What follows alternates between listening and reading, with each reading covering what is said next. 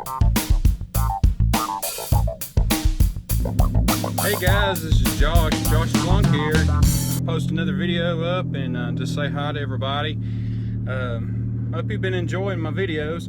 I'm out mowing today, and I had recently I just wondered if any of you guys ever run into stuff like this, but I kind of learned a valuable lesson from all this. I'm at an intersection, sorry. I learned a valuable lesson. You know, when you go out to bid, I wouldn't particularly do this for residential yards, but when you go out to place a bid for a commercial account, you know, there's something just not quite right about it. But you know, you can't blame the company for doing what they do, and they're trying to save money. I recently got to place a bid on a bank here in my hometown, and it was from somebody out of state, and they have a management company that handles it, and it popped up on Thumbtack. Thumbtack sometimes works, sometimes don't, but it's a little bit better than the other two that I'd mentioned in my other videos. It was a lady from a company reaching out to try to get a bid on the a commercial property at the bank, and it's here, like I said, it's here in my hometown. And I gave her a bid, and she got back with me a little later and said, well, they chose somebody to do the cleanup. For whatever reason, I guess they thought I was charging too much for the cleanup, you know, as far as like cleaning the parking lot up and trimming the bushes and stuff, getting it ready for the year, for the summer, and which was fine. And she said, but I want your email because I want to consider you doing it the rest of the season.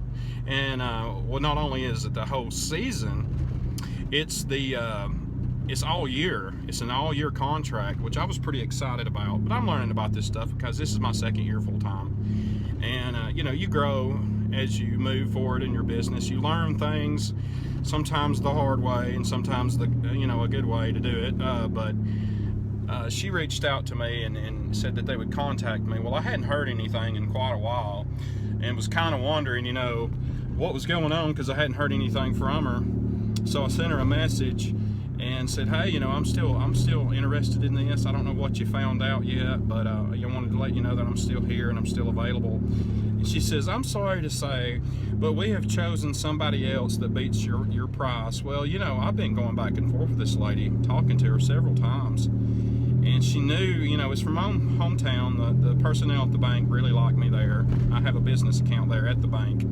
They were pretty excited about maybe getting me in there and having a familiar face to do the lawn care. And I had told the lady that, well, you know, rather than allow me to have a counter offer, they just choose, and that's what I don't understand about commercial accounts.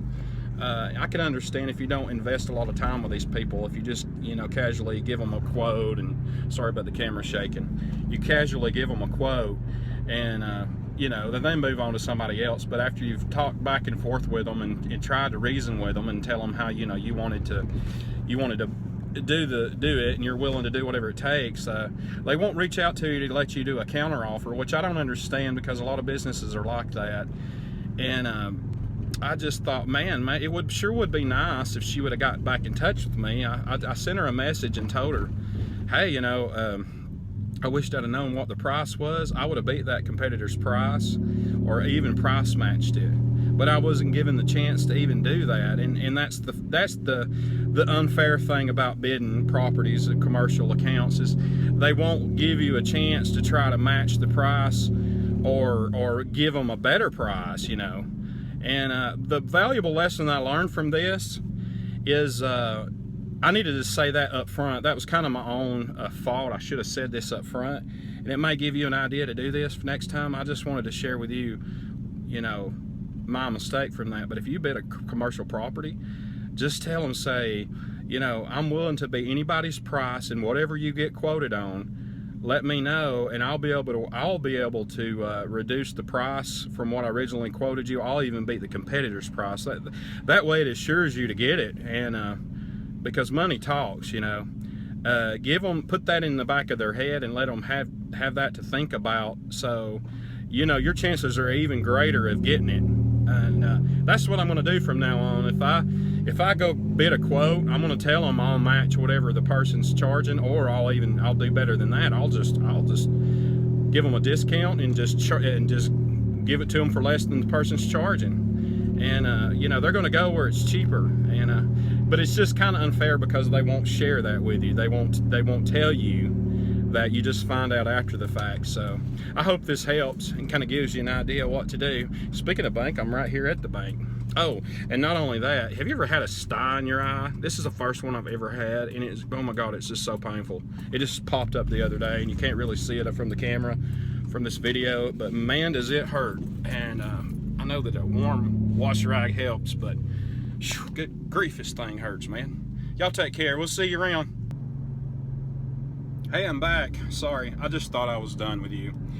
I just wanted to share something else with you.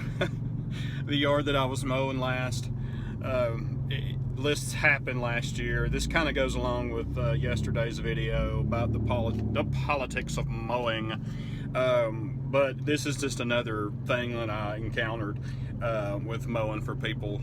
This subdivision that I mow in, this elderly fella comes out, you know, he's like, "Hey, I'd like for you to cut my grass," you know, and I was like, "Yes, sir." And I looked around and everything. I told him, I said, "Yeah, I'll do it." And I gave him a price and everything. Well, he seemed like he's just tickled to death, you know. Well, I get over there and I start mowing, and he comes out and says, "Well, you didn't mow over here. You didn't mow over there. You can take the blower and blow the side of the house over here. Now, blow it over there. You missed this spot." I mean, he's outside dictating what I'm doing. Here I am. I'm not perfect. I'm only human. I make mistakes. But when it comes to doing this, I don't leave anything. I don't leave any blade of grass sticking out. I don't leave trash all over I don't leave the debris all over all over the parking lot. I make sure everything's cleaned up and I make sure it looks good.